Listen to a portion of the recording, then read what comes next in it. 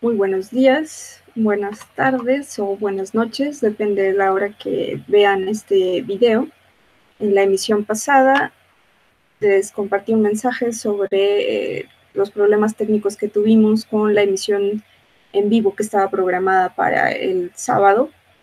La hemos reprogramado ya para el día de mañana a las 18:30 horas.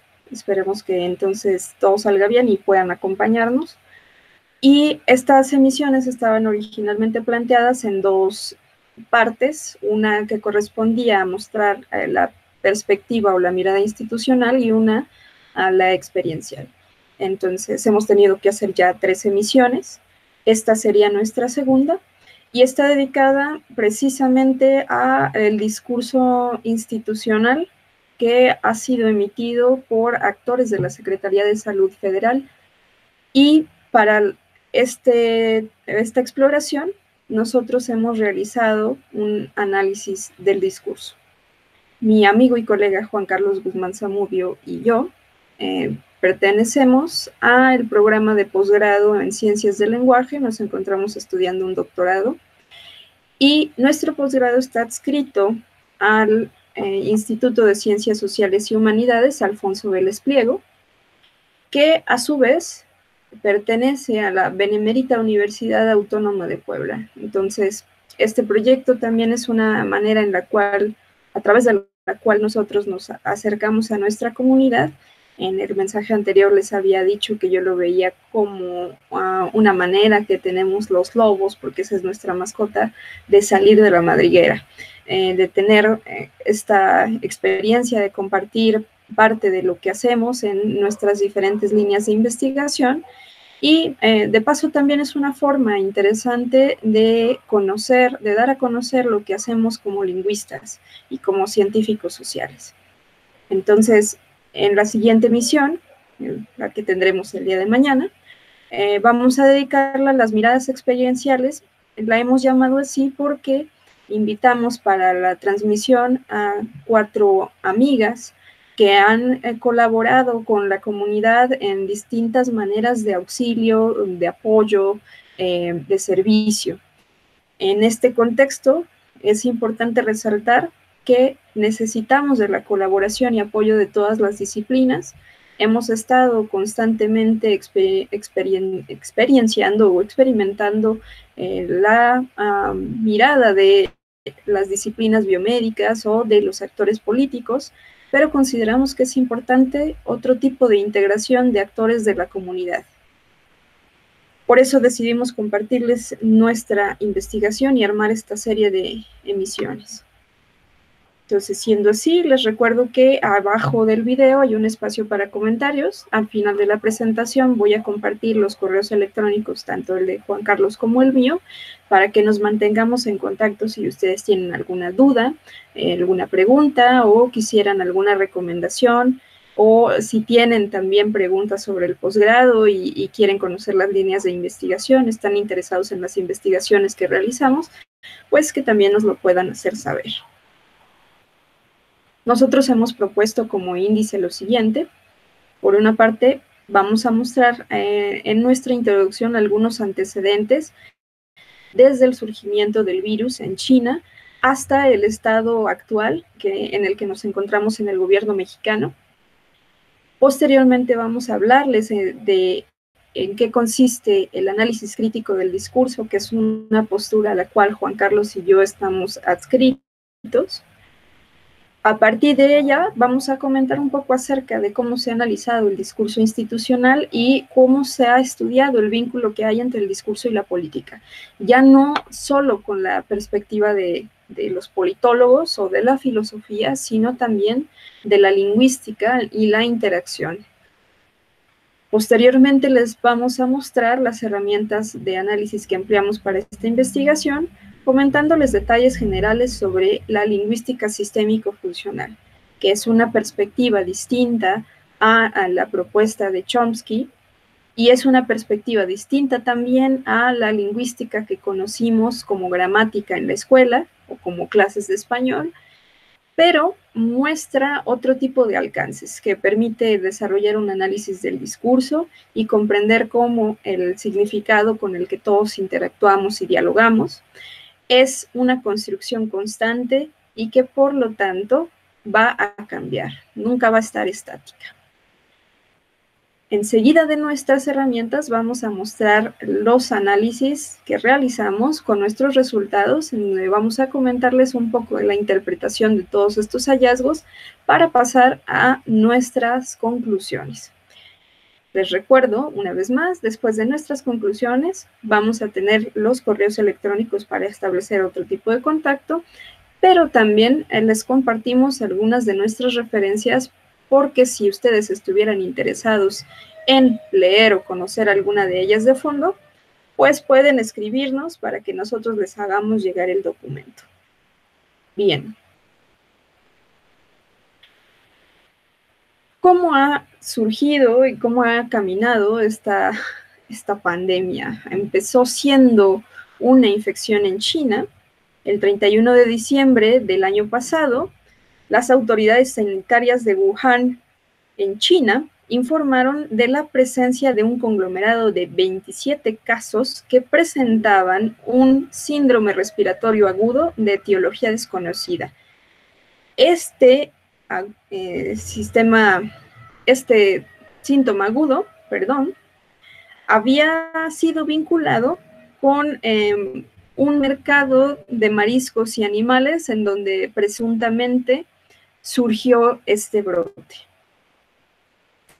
Hasta el 11 de marzo, la Organización Mundial de la Salud, conocida por sus siglas como OMS, emitió la declaratoria de pandemia. De inmediato se indicaron las medidas de contingencia mundiales. ¿Qué medidas de contingencia mundiales conocemos? Pues principalmente el resguardo domiciliario, que en muchos países se ha tratado, como en el Estado mexicano, de manera voluntaria, pero hubo otros en donde se tuvieron que adaptar medidas coercitivas y muy restrictivas. Es el caso, por ejemplo, de Estados Unidos, en algunos de sus estados, o de lugares como España o Italia. Se anuncia esta declaratoria, se toman esas medidas de contingencia, como les mencionaba, el resguardo domiciliario, también están medidas sanitarias como el lavado de manos, y otra que ha sido pues también muy lacerante para muchos de nosotros, que es el distanciamiento social. No solo implica el no saludar de beso, de mano, no abrazar, sino también el hecho de que no podamos tener reuniones, no podamos visitar a nadie, y tengamos que tratar de restablecer nuestras relaciones interpersonales a través de medios virtuales. ¿Qué pasa en el Estado mexicano? Pues el 28 de febrero se confirmaron los 3 primeros casos de personas que resultaban dar positivo en las pruebas de coronavirus. A partir de esto, se anuncian como periódicamente las conferencias del subsecretario de Salud Federal, el doctor Hugo López-Gatell.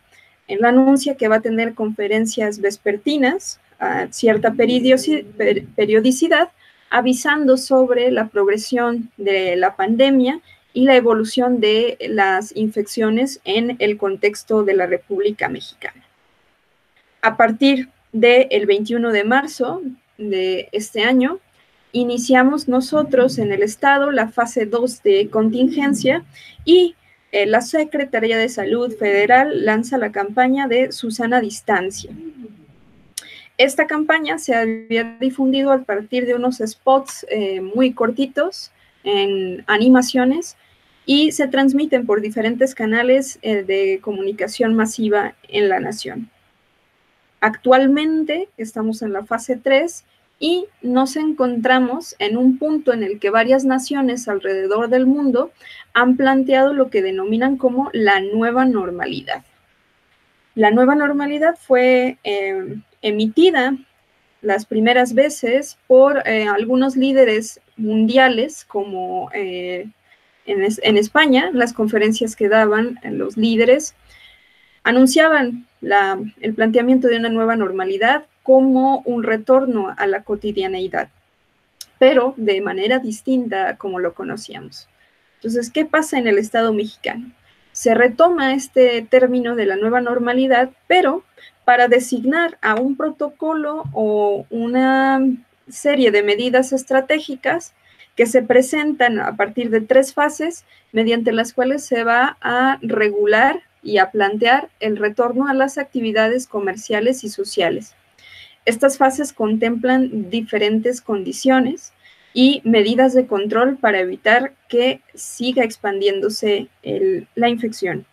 Entonces, como primera etapa, se iniciaría el 18 de mayo con la reapertura de los denominados municipios de la esperanza. En el Estado mexicano, 269 municipios han recibido la denominación de municipio de la esperanza. Estos se ubican en 15 estados de la República. Y eso quiere decir que estos municipios no presentan contagios o no están cerca de zonas que presenten un riesgo para que la infección se esparza en sus regiones. La etapa 2 iniciaría el 18 de mayo y terminaría el 31 del mismo mes. Esta plantea que todas las actividades económicas como de construcción, minería y fabricación de equipo de transporte, pensemos por ejemplo en la industria automotriz, podrían retomar sus actividades, además de las actividades que ya eran consideradas como esenciales, que corresponden a la producción alimentaria, por ejemplo. La última y tercera etapa, la etapa 3, se iniciaría el 1 de junio, pero esta etapa va a estar regulada por un sistema de colores de semáforo, un poco como el sistema que se ha estado manejando en cuestión de actividad sísmica o actividad volcánica en el país, y implica que se va a hacer un constante monitoreo de los estados a través de sus secretarías de salud para revisar que si el estado está en color rojo, podemos decir que el riesgo es altísimo y se tienen que extremar medidas o retomar las medidas bajo las cuales hemos estado viviendo actualmente. Si estuviera en verde, pues digamos que en la medida de lo posible, todo o casi todo está controlado y el riesgo de contagio es bajo, por lo tanto, pueden reducirse un poco las medidas, pero no debería descuidarse nadie. Bueno, ¿qué es el análisis crítico del discurso o por qué es importante señalar el análisis como crítico? Hay análisis crítico solo o hay análisis del discurso solo, pero un análisis crítico del discurso implica asumir una postura política, asumir una postura en favor de las voces de determinados sectores sociales desfavorecidos o desprotegidos, pero también revisar las condiciones en las cuales se establecen las relaciones de poder en los diferentes círculos que estructuran las jerarquías sociales. Entonces, el análisis del discurso, como pudieran estar imaginándose algunos de ustedes, pues parte de las posturas marxistas y contempla la idea de la estructuración social a partir de la distribución de diferentes recursos de establecimiento de poder y de estructuraciones jerárquicas y políticas. Repitiendo un poco, el análisis crítico del discurso implica un posicionamiento del investigador que debe asumir un compromiso social con un grupo en desventaja.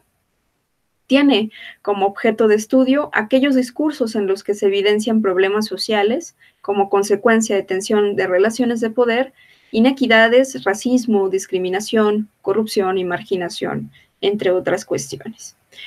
Algunas consideraciones teóricas importantes del análisis crítico del discurso es el hecho de retomar este planteamiento de Austin originalmente que desarrolló Searle, como que se hacen cosas con palabras, es decir, todas las estructuraciones sociales e institucionales bajo las cuales vivimos y nos desarrollamos actualmente están hechas de palabras y se perpetúan a través de las palabras. Por lo tanto, el discurso se considera como una forma de acción social que constituye las sociedades, las culturas y las ideologías. Y En esta Constitución, pues estamos hablando de que es el discurso un proceso histórico. Al mismo tiempo, los seres que constituimos esos discursos como hablantes, es decir, todos nosotros, también somos seres históricos y formamos historia a través de la lengua y de su uso. El discurso institucional se ha estudiado desde esta perspectiva crítica, pero también en general como la observación del modo en que las personas utilizan el lenguaje para conducir tareas prácticas que estén vinculadas a actividades particulares en contextos institucionales determinados. Es decir, si estamos en una escuela, se va a analizar la enseñanza. Si estamos en un consultorio médico o en una institución hospitalaria, se van a describir los síntomas y se va a estudiar la interacción médico-paciente. Se va a estudiar el proceso de interrogatorio en caso de contextos institucionales jurídicos, al igual que en el caso de las averiguaciones. Se puede estudiar también los procesos mediante los cuales se negocia o se entrevista en los contextos en los que este tipo de proceso se requiere. Pensemos, por ejemplo, no solo en el jurídico, sino también en el de los medios masivos o la comunicación. El discurso institucional, entonces, se ha analizado a partir de los actos de sus participantes a través de los tipos de interacción que puede haber. De alguna forma, la interacción presencial es la que se practica por excelencia, por practicidad y por cuestiones de avance tecnológico. En la actualidad nos hemos visto obligados a privilegiar la interacción a través de lo virtual, sobre todo de redes sociales, un poco menos de vía telefónica, aunque ahora lo que hacemos es que hacemos videollamadas. Entonces eso más o menos medianamente empieza a subsanar el problema de no tener una interacción cara a cara. En los actos de los participantes en su institución hay fluctuaciones o cambios de roles e identidades. En algún contexto o en algún momento determinado del día, pensemos en una oficina, dos colegas están teniendo una conversación que está directamente relacionada con un asunto del trabajo, pero de repente se pasan a la conversación casual o a lo social y empiezan a hablar de cuestiones de su cotidianeidad, como qué van a comer o si hay una fiesta el fin de semana, etcétera. Y de nuevo pueden volver a regresar a la charla sobre la institución o a un registro más formal institucional. Por lo tanto, la distribución de los recursos lingüísticos identitarios en este entorno es muy diversa. En general, lo que se privilegia es la manera de referenciarse personalmente. La tendencia que manifiestan este tipo de actores discursivos es que cada vez que enuncien van a pensar en la institución como comunidad y van a hacerlo entonces desde la primera persona del plural. Nosotros somos tal empresa, vamos juntos, lo lograremos juntos, etcétera. Pensemos en cómo ha sido la campaña de identificación u orgullo institucional de las universidades en México y todas siguen esta línea del somos o lo que nosotros llamamos el proceso relacional. Entonces somos UAP en nuestro caso, en el caso de Aguascalientes somos UAA, en el caso de la Universidad Autónoma de Nayarit, donde viene Juan Carlos, es la UAN, somos UAN, y así con muchas universidades. En cuestiones léxicas, lo que observamos es que por lo mismo de que se cambia el rol en las conversaciones, es decir, que pasamos de lo social a lo institucional, pues nuestros códigos van a ir o nuestros estilos van a ir de lo formal a lo informal.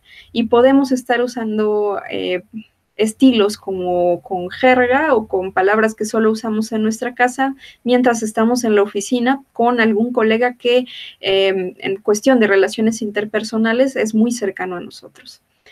Las formas gramaticales que son las más recurrentes pues son aquellas que emplean patrones que caracterizan a esta comunidad de habla. Este tipo de patrones están configurados a veces a partir de construcciones léxicas como en frases, que ya son fijas y que ya están, como podríamos decir, rutinizadas. Piensen en este discurso que se maneja en muchas instituciones mexicanas, en el cual le dicen a los empleados que deben ponerse la camiseta. Y eso tiene muchas implicaciones, la mayoría de las veces violentas, pero forma parte de la cultura y de esta estructuración de patrones característicos de la comunidad de habla institucional. En cuanto al estudio del vínculo entre discurso y política, pues las primeras aproximaciones parten de la consideración filosófica que hacía Aristóteles al categorizar al ser humano como un animal racional.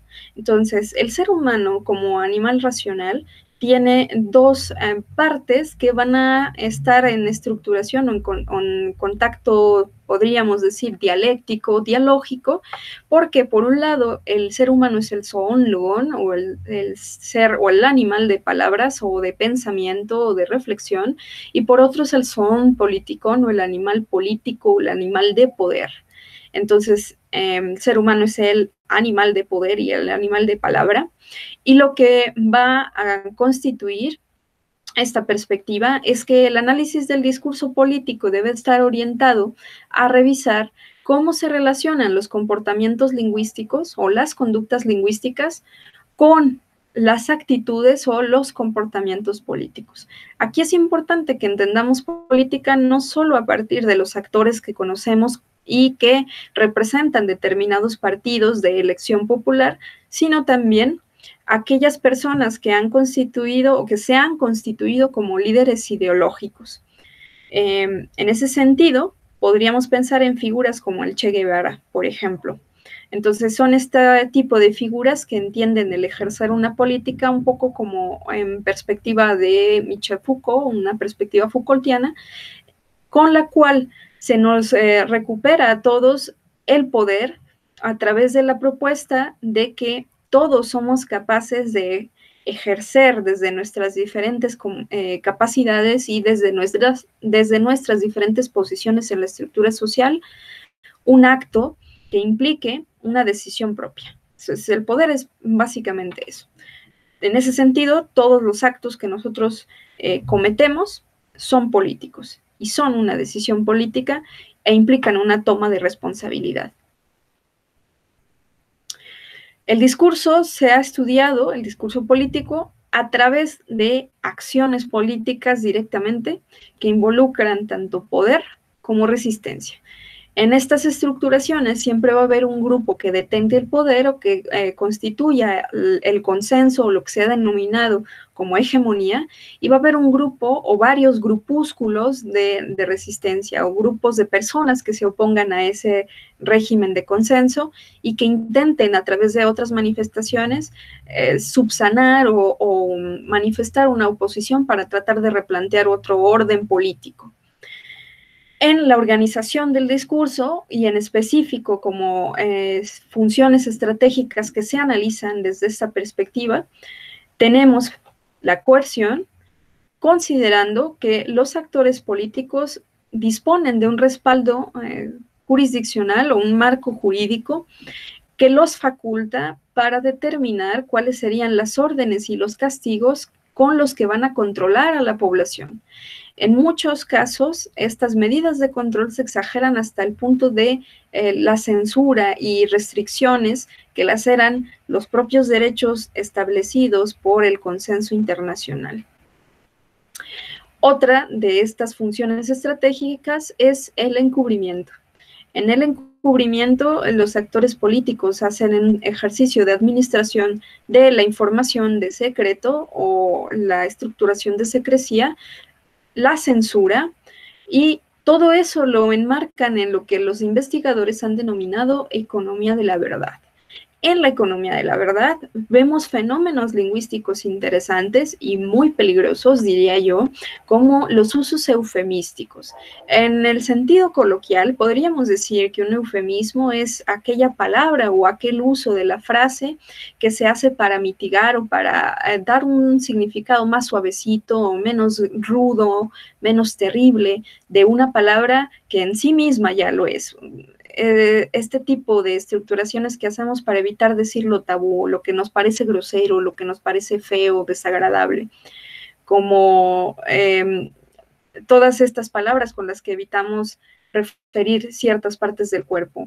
Incluso lo que acabo de hacer yo es un poco eufemístico, porque no las he dicho, pero ustedes ya las imaginan. Y a lo mejor se ríen un poco. En este sentido, tendríamos la nueva normalidad que ya hemos mencionado. La proponemos aquí como un eufemismo porque ya sabemos todos que efectivamente no hay ni habrá un pronto regreso a la cotidianeidad como la abandonamos. No va a haber tal cosa. Entonces, no hay nueva normalidad. Hay un protocolo que se tiene que seguir para tomar medidas precautorias de manera que se evite extrapolar toda esta ola de contagios y que la pandemia empeore, en lo que encontramos una manera de resolverlo o en lo que hay una vacuna. Otro de los recursos bajo los que se trabajan en función estratégica es aquellos que plantean la deslegitimación o la legitimación. La deslegitimación la vemos en operación constante durante las campañas de los políticos para hacerse llegar votos. En el caso de la legitimación, pues son todos estos mecanismos que tiene que ejercer con éxito el actor político que ha ganado el poder por elección o el actor político que está estableciendo un nuevo orden ideológico. Pensemos en uno de los que se ha trabajado más en esta época, que es la estructuración de un proyecto de liderazgo carismático. La figura del doctor Hugo López-Gatell, que vemos aquí en el emoji, me engatela, pues ha tenido este tipo de tratamiento de liderazgo carismático. Hemos visto al subsecretario hablar con los niños o recibir preguntas que los niños le hacían, lo hemos visto también leer poesía, lo hemos visto en todas las imágenes que comparte la gente de él con corazones y sonriendo y como esta figura que está cerca de todo mundo y siempre es muy amable, etcétera. Pues ese tratamiento, sea auténtico o no, para fines de discurso y para fines de estructuración política, se trata de este dispositivo de legitimación. Asimismo, el dispositivo de legitimación que da, digamos, más en automático por consecuencia de la estructuración jurídica, es el derecho que tienen los actores políticos a ser obedecidos. Este derecho se lo da el marco institucional jurídico y está vinculado, por lo tanto, con la coerción, es decir, si uno no obedece a una autoridad, va a ser merecedor a una sanción y esa sanción implica diferentes maneras de reprobación social. Bien, nuestras herramientas de análisis han sido estructuradas bajo el marco de la lingüística sistémico-funcional, que fue planteada y desarrollada por los lingüistas Halliday y Hassan hacia la década del 1980, y esta propuesta lingüística parte de la idea de que lo que tenemos como hablantes es una estructuración de una gramática de opciones, y esa gramática de opciones a nivel esquemático se estructura como un sistema de flujo, podríamos decir, en cascada, constante, continuo, en la que el hablante, en el caso nosotros, tomamos decisiones sobre qué estructura de significado usar para pensar en cuál de estas estructuraciones o cuál de estas opciones que hemos elegido se vuelve más efectiva para efectos del contexto comunicativo en el que estamos. Nosotros hemos manejado en principio el sistema de transitividad, que se constituye de lo que denominamos procesos, que son realmente lo que conocimos nosotros en la escuela como los verbos. Entonces, hay verbos que van a hablar sobre los procesos mentales o nuestros mundos internos, y otros verbos que van a hablar sobre la configuración o la manera de representar nuestros mundos externos, como lo relacional. Entonces, a través de los procesos relacionales, como el ser, el parecer, vamos a describir y vamos a colocar figuras en nuestro entorno. A través de verbos o procesos materiales vamos a hablar, por ejemplo, de acciones. A través de verbos verbales, parece redundante, pero sí hay que decirlo, vamos a reportar lo que otros dijeron o vamos a compartir las ideas de otros de manera indirecta como una cita. A través de lo conductual vamos a hablar de los comportamientos propios y de otros, y de lo existencial, que sería con el verbo haber, de las cosas que vemos en el mundo material y que podemos compartir a través de la estructuración de una realidad. Retomamos nosotros también el sistema de modo, y en el sistema de modo nosotros conocíamos tradicionalmente al indicativo, al imperativo, al interrogativo y al subjuntivo, es decir, sabíamos que la frase era para compartir información, para dar una orden, para hacer una pregunta o para hablar de un deseo, de una hipótesis o de una irrealidad o posibilidad. En el caso del desarrollo que nosotros proponemos, desde la lingüística sistémico-funcional, pues nos vamos a concentrar en pensar que en el modo indicativo, una de las formas más recurrentes es la afirmación. O sea, cuando decimos sobre algo que sí es o no es, estamos afirmando. En el caso exclamativo, pues sería como sucede con algunas frases interjectivas.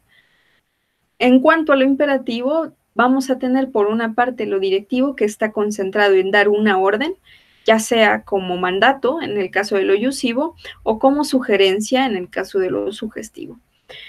Damos órdenes también de manera que invitamos o exhortamos a otros a través del modo imperativo ortativo, y algunas otras ocasiones planteamos órdenes que no podemos controlar, de las cuales no podemos controlar su conclusión.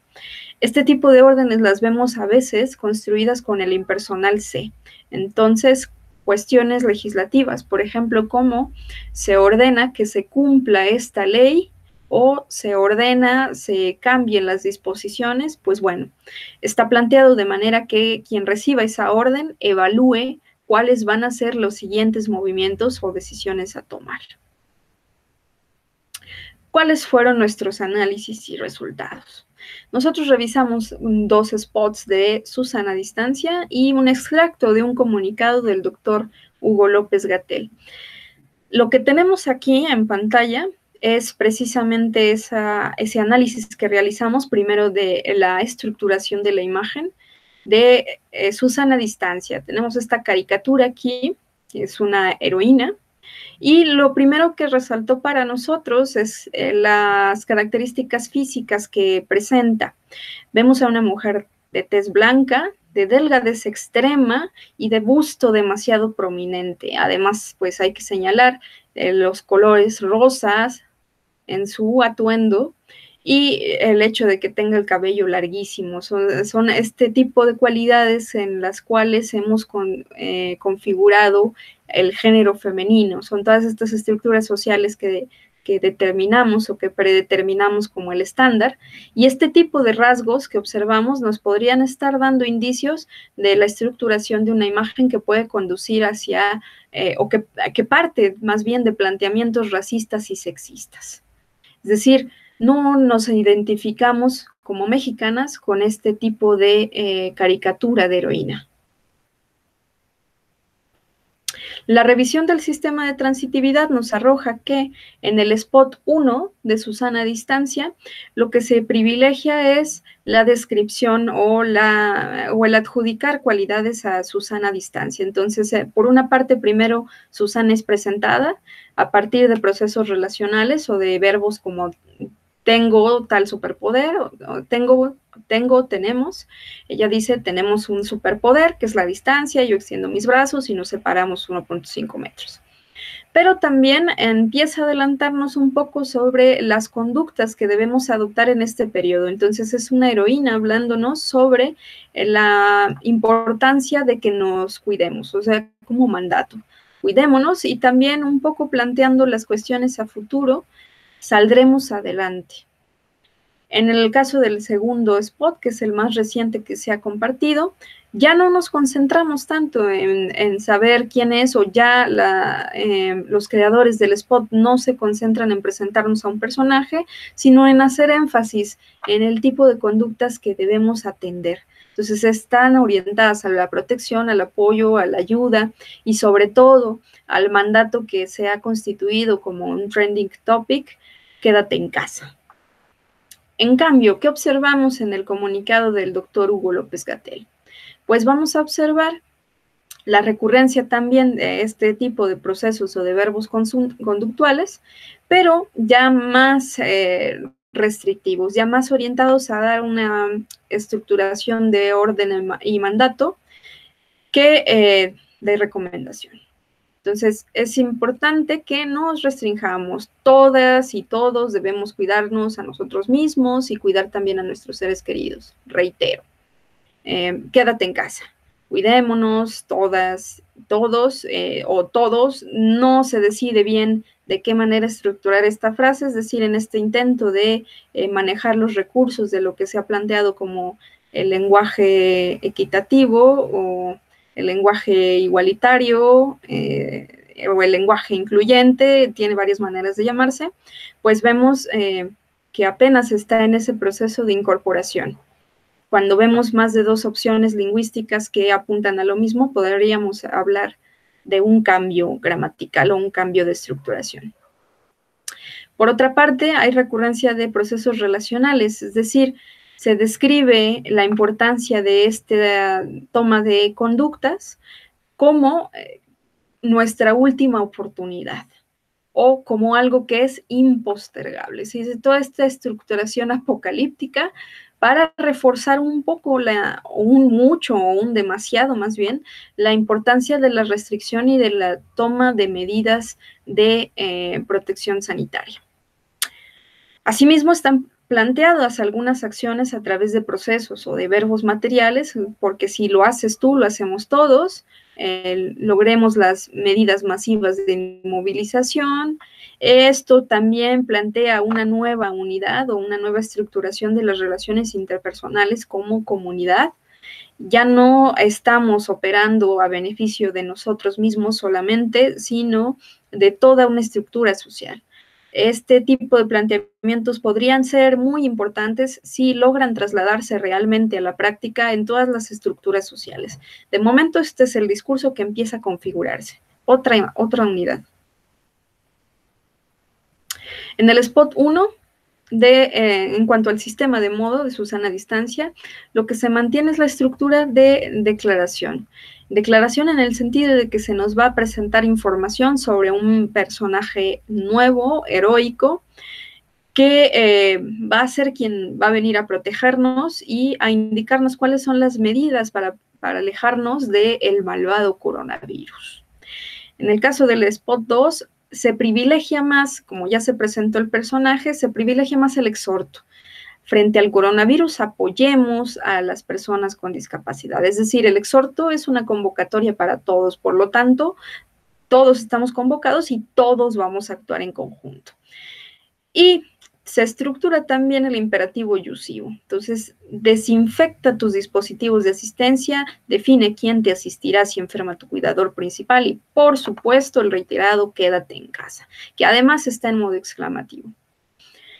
En el caso del llamado del doctor Hugo López-Gatell, otra vez señalo esta estructura del lenguaje incluyente, a las y los mexicanos, aquí debería decir a las mexicanas y los mexicanos, y así ya sí sería más incluyente, pero bueno, va a estar orientado a establecer la obligación, por lo tanto, se va a modular o va a enunciar sus emisiones con verbos como deber o deber, tener, requerir.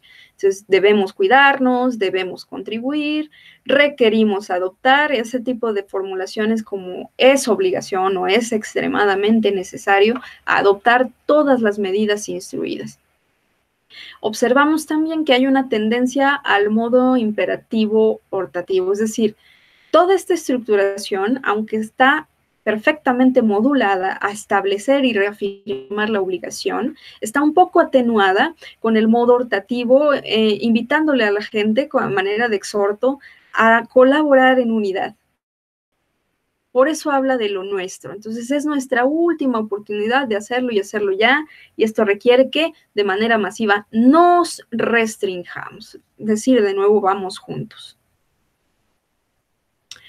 Otras cuestiones importantes a destacar en el discurso del doctor Hugo López-Gatell son que sus declaraciones hay determinados usos eufemísticos, es decir, ya veníamos viendo toda esta estructuración de obligación, de los planteamientos de las necesidades, el exhorto, que parece estar atenuando un poco esa reiterada obligación y esa frase apocalíptica de que es nuestra última oportunidad. Y el doctor había iniciado su llamado diciendo que lo que iba a presentar enseguida era una reflexión. ¿Por qué lo planteamos como eufemismo? Porque enseguida de decir que es una reflexión, el doctor dice, en donde quede muy claro que, es decir, está recuperando lo que decimos en uso anafórico o como la recuperación de discursos anteriores o de antecedentes que ya se le ha explicado a la población qué hacer, pero no hace caso. Entonces, cuando te han explicado qué hacer y no haces caso, pues una frase muy característica del dialecto mexicano, creo yo, es esta, que te quede muy claro, que te quede bien claro, y se usa precisamente cuando se configura un reclamo, un regaño. Entonces, esta no es un llamado a una reflexión, es un llamado de atención a la población entera para que tome medidas de precaución y que las tome de manera no solo correcta, sino también como lo demanda la responsabilidad civil y la responsabilidad humana. En caso del imperativo sugestivo, porque ya veíamos que se estaba modulando hacia lo ortativo, el doctor López-Gatell señala que se requiere reforzar el cumplimiento de las medidas. Entonces, esta sugerencia está perfilada, como decíamos hace un momento, con el impersonal C, y también podríamos hablar posiblemente de un imperativo optativo. O sea, entonces, no va a depender totalmente de él el reforzamiento de esas medidas, sino de que la población las acate. Bueno. En cuanto a los rasgos lingüísticos identitarios, en lo que observamos del discurso institucional, observamos esta tendencia al nosotros o a la pluralidad como colectivo y el modo imperativo optativo, ortativo. Entonces vamos en conjunto, todos somos México, somos la salvación, somos lo que logrará salir de la pandemia, todo este tipo de estructuraciones. En cuanto al léxico, vemos que hay una variación. En el caso de los spots publicitarios, el registro informal está usado en preferencia. Por lo tanto, se estructuran frases a partir de la segunda persona y hay un empleo de lenguaje que es aparentemente para un público infantil. Vemos esta frase otra vez que me ha llamado mucho la atención o nos ha llamado mucho la atención: luchar contra el malvado coronavirus. Aquí seguía el merecido fuchi, que nos enseñan a todos de niños, fuchi coronavirus. Entonces, este tipo de recursos tratan de modular un poco hacia el discurso o el registro informal para abarcar más círculos sociales que pueden ser audiencia potencial. Sí, dije ahí una redundancia, pero era importante recalcarlo. Los recursos retóricos que observamos es, sobre todo, la estructuración de esta paradoja. Se ha configurado de distintas maneras en otras campañas publicitarias y en campañas gubernamentales. Entonces, estamos separados, pero unidos en esto. Separados, pero unidos a la distancia. Separados, pero juntos. Juntos, pero a lo lejos. Juntos a la distancia. Juntos, pero en la pantalla. Todo este tipo de configuraciones estructuran el planteamiento de una paradoja que parece también al mismo tiempo configurar el establecimiento de nuevas relaciones interpersonales. Por lo tanto, también observamos que en las formas gramaticales hay determinados patrones, como, desde luego, la que ya se señaló, la primera persona del plural, pero también modalizaciones de obligación, es decir, se estructura preferentemente lo ortativo, lo exhortativo y lo sugestivo. ¿Por qué? ¿Por qué estas formas? Pues porque son las que plantean el equilibrio de las relaciones de poder, es decir, hacia el establecimiento de una horizontalidad, y eso le da al actor político o a los actores institucionales una cercanía mayor al público, es decir, trata de modular su recurso lingüístico formal o su registro formal para hacerlo un poco más familiar y más cercano al público y que el público desarrolle otro tipo de establecimiento de empatía a razón de los efectos discursivos. En cuanto a la estructuración del marco político, de la política a través del discurso, observamos que ese tipo de estructuraciones que utiliza el subsecretario de Salud corresponden precisamente a ese principio estratégico de coerción. Es decir, él es el que está facultado para usar esas frases como que quede muy claro. Es decir, en este contexto mexicano, pues los que están facultados son el doctor Gatell y nuestros papás. Que quede muy claro. Es nuestra última oportunidad, debemos cuidarnos porque es nuestra obligación. Es decir, de nuevo trata de vincular, de atenuar estas relaciones de poder, porque pues es obvio que él ya sabe que es su obligación, pero también él sabe que es el que está facultado o el que tiene el poder para ordenar qué cosa es una obligación. En la cuestión del encubrimiento, bueno, ya habíamos mencionado el uso del eufemismo, que no era realmente un llamado a la reflexión. También habíamos mencionado el caso de la nueva normalidad. No tendremos nueva normalidad y normalidad, quién sabe en qué otro sentido, pero lo que sí podemos considerar es otro tipo de reestructuraciones lingüísticas muy interesantes y muy importantes. En el caso de los dispositivos de legitimación, pues el subsecretario estructura este discurso a partir de configurar todos estos dispositivos o estas modalizaciones de obligación, y a través de ello mantiene este principio de que él espera ser obedecido por la población mexicana por su investidura y por ser la autoridad que es. Mantiene una relación asimétrica entre la población y la institución. Es decir, aunque sí se ha modulado en el modo ortativo y aunque ya hemos comentado que este modo ortativo y el sugestivo son un poco más familiares o de acercamiento a la comunidad, pues él no deja de ser una autoridad, no deja de responder a ese principio de encubrimiento y de coerción, y por supuesto que no se sale del marco del modo imperativo, es decir, sigue ordenando disposiciones y sigue tratando de incidir en la conducta de la población a través de los mecanismos que lo facultan como el marco jurídico institucional. Por lo tanto, está facultado para todo este tipo de discursos directivos que van a estar fundamentados en la disposición y el despliegue no solamente de las modalizaciones de obligación, sino también de la enunciación de obligaciones y deberes. Es decir, es la autoridad que va a determinar qué cosas se van a hacer y qué cosas tienen que obedecerse. Como conclusiones, ¿qué presentamos nosotros? Pues primero que en el discurso virtual, es decir, visual, tenemos esta caricatura de Susana Distancia que implica que de nuevo estamos en esta recuperación de lo que pensamos como discurso mítico o mágico, que nosotros como sociedad estamos siempre en espera de que un ser sobrenatural o sobrehumano venga a protegernos y a salvarnos.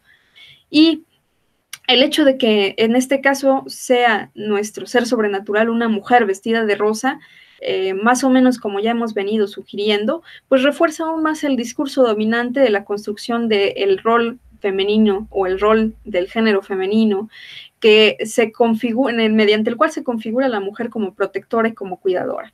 Y ya describimos un poco de los rasgos físicos que además traen de fondo todas estas preocupaciones que nosotros manifestamos en relación con el racismo y el sexismo. El discurso verbal aparentemente dota de responsabilidad a los adultos, es decir, en el discurso verbal aparentemente la responsabilidad de decidir sobre el cuidado se le asigna a un adulto por medio de órdenes encubiertas, como ya hemos dicho, las sugerencias, los exhortos, pero esta estructuración de un discurso de mandato y de reconocer que el adulto tiene capacidad de decidir qué acciones tomar, resulta contradictorio si lo vemos en contraste con el discurso virtual mediante el cual se promueven estas medidas. Es decir, por una parte tenemos una estructuración de protocolo y nos dicen, tú determina quiénes van a ser tus cuidadores si eres discapacitado, tú decide cómo vas a proteger a los tuyos, pero protégete, etcétera. Pero por otra parte, tenemos una caricatura que nos dice esto que comentábamos, ¿no? De fuchi coronavirus o lucha contra el malvado coronavirus, y además tiene una voz demasiado sutil y es toda esta animación que más bien está planteada como para niños. Entonces no hay un consenso entre ambos tipos de configuraciones discursivas. Además, se plantea desde estos discursos una reconfiguración de la unidad, estableciendo un nuevo orden de las relaciones interpersonales. Como hablábamos, esta construcción paradójica de separados pero unidos o unidos a la distancia. Y mediante esta estructuración se entiende a la humanidad también como un solo organismo o como un solo sistema, en donde cualquier acción en diferente entorno va a afectar a todo ese sistema o a todo ese organismo. Entonces, si te cuidas tú, como dicen las emisiones, nos cuidamos todos. Que pudiera parecer de alguna manera un chantaje, esta formulación condicional, pues lo que debería de llevar a plantearnos es esta consideración que comentábamos de la unidad y que aparentemente puede ser que a futuro lo observemos en la práctica social como la realización del sueño pues, liberal o libertario o de los enciclopedistas del respeto al otro y el respeto a todos en cuanto a los principios de igualdad y fraternidad, etcétera. Porque comprendemos la importancia de la vida humana. Entonces, podríamos empezar a plantear eso, pero pues discursivamente mantenemos ese planteamiento. Otra conclusión que tenemos es que aparentemente se establece esta relación interpersonal horizontal, como veíamos, es decir, una vinculación más cercana entre el actor político, la autoridad institucional con la población, pero vemos que no se sale de ese marco del mandato o de lo imperativo. Entonces, el lenguaje sigue siendo directivo y ese empleo del lenguaje directivo y esa estructuración en modalizaciones sobre el deber y la obligación marcan esta verticalidad en la relación interpersonal. Por lo tanto, el poder sigue estando contenido en la institución y en la autoridad. Lo que tendríamos que comenzar a plantearnos es a qué punto hemos llegado como sociedad de tal manera que necesitamos que en los comunicados se nos regañe. ¿Por qué no hemos podido recuperar nuestro poder en el sentido de la política, la responsabilidad y el ejercicio pleno de nuestras propias decisiones?